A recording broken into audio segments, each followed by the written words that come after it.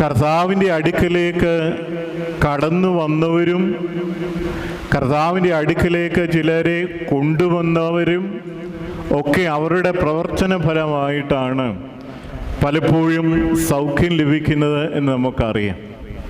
ഇവിടെയും കർത്താവ് കടന്നു പോകുമ്പോൾ കുഷ്ഠരോഗിയായ ഒരു മനുഷ്യൻ, ഒരു പക്ഷെങ്കിൽ പ്രത്യേക അൻപുടയോന് പകരമായി ഇന്ന് നിങ്ങൾ ചൊല്ലിയ പാട്ട് ശ്രദ്ധിച്ചിട്ടുണ്ടാവും.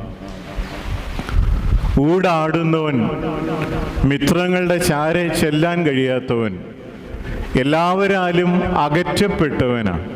സമൂഹത്തിൽ ഒരാൾക്ക് കുഷ്ഠമുണ്ടായാൽ അവന് സ്വന്തം വീട്ടിൽ താമസിക്കുവാനായി അനുവാദമില്ല. ആൾക്കൂട്ടത്തിൻ്റെ ഇടയിലേക്ക് കടന്നു വരുവാൻ അവന് അവകാശമില്ല. ദൂര സ്ഥലങ്ങളിൽ ഒറ്റയ്ക്ക് പോയി